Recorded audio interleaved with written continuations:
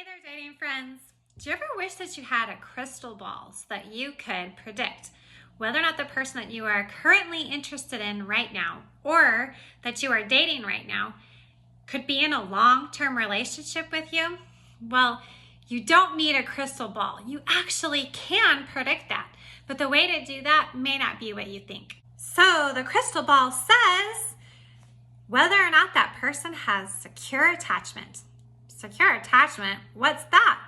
Well, it's fancy psychologist jargon for how a person is raised by their caretakers and how that relationship informs the way that they feel about themselves and their ability to be out in the world and having relationships with others. Okay, cool, Amy, but I'm not a psychologist. Like, how am I supposed to know if somebody has secure attachment? Well, one really easy indicator to find that out is to find out what kind of self-esteem does the person has. As it turns out, psychologists have discovered that when a person has really low self-esteem and has low self-worth and low self-value, it can cause them to make all kinds of grave mistakes when it comes to being in a relationship. There are 4 attachment styles, but only one of them is good at relationships, and the other 3 have very bad relationship habits. Oh no, oh great, so I have an attachment style and I'm doomed? I'm not gonna be in a long-term relationship? No. I am not saying that at all. In fact, your attachment style can change. Everybody should be wanting to be in a relationship that has a secure attachment. And I'm going to be teaching you throughout the Amy Learning School how to do that. The very first thing that you got to do is you got to start working on the relationship that you have with yourself. And the reason why you want to start working on the relationship you have with yourself is because if you don't, you are going to hurt other people. Huh? Because I don't feel good about me, I might hurt other people. How can that be true?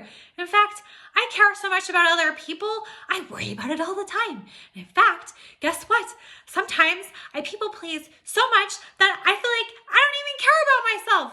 Oh, really? Okay. Well, as you can see, not caring about yourself and not having good self-value actually does unfortunately end up meaning that you're going to hurt other people. The 3 other attachment styles, that's what ends up happening. They hurt people.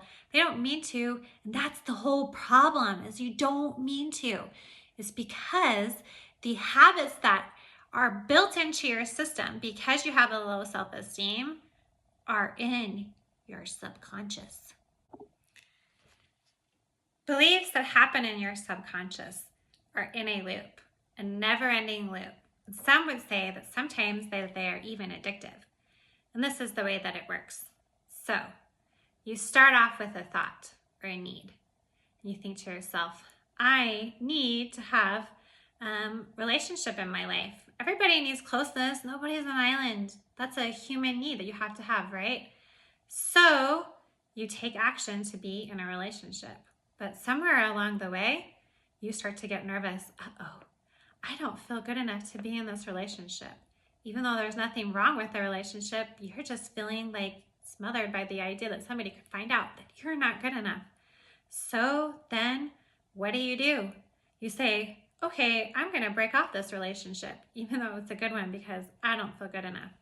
Then your body says, reward, relief. Now nobody has to find out that I don't feel good about myself and that I'm not good enough. But then it starts to happen again, right? You start to feel the need to have closeness again, and you go through a never-ending cycle, a never-ending loop, leaving heartbreak after heartbreak. Oh no, that sounds horrible. Surely that cannot be me. That's the problem, is it's in your subconscious, and so you don't even realize that's what you're doing it.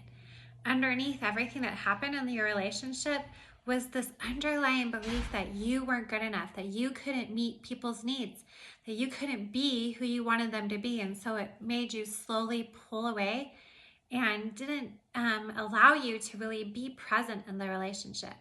That's what securely attached people know how to do. They know how to be present in the moment. They know how to be present with themselves. Nobody's perfect, but they are capable of saying to themselves, I feel good enough about me, and I have a good enough feeling about how I can relate to the world. So then that way I can resolve problems and you can break some of these cycles that are holding you back. So that's what it means when somebody says that if you want to be in a relationship, you need to put in the work on yourself. You have to be able to have enough self-esteem for your own self so that you can actually be a good relationship partner for somebody else. So how do you do that? How do you start to build the type of self-esteem that you need to have so that you can be a good relationship partner? Well, first of all, you've got to start the biggest life hack of all. You've got to start talking nice to yourself. That's going to be my first thing I'm going to ask you to do. Every time you hear yourself out loud say something negative about yourself, you need to start having a system where you tell yourself, nope, I don't think so. If you need to put a little rubber band on your wrist and say, snap it every single time that you say something negative about yourself, do it. Do you have like a best friend or just a roommate or just somebody who's around you quite frequently? You could ask them, hey, every time I say something negative about myself, will you please tell me to stop? Because that negative self-talk is actually having a real effect on you and your ability to be successful at relationships, at life, at getting things done, and so many other things. So you got to stop that negative self-talk. And so that's my first lesson for you today is start talking nice to yourself. Imagine to yourself as your own best friend, cheering you on all the things that you're trying to do, trying to help you to get out into the world and believe in yourself and to do good things. If you would do it for a friend, do it for yourself. So you may be thinking, oh, well, I actually feel those negative thoughts, and so I feel like I deserve it. I feel like I deserve all those negative things. You don't. You don't. Just, I want you to know that right now, you don't actually deserve it. And you are worthy. You are lovable. You are powerful. You can solve the problems that are in your life. These are real thoughts. The thoughts about you not being good enough, those are not real. Those are lies. They're lies. They're lies that you've told yourself to believe. And the reason why is because it helps you to stay in the loop. Your subconscious wants to stay in the loop.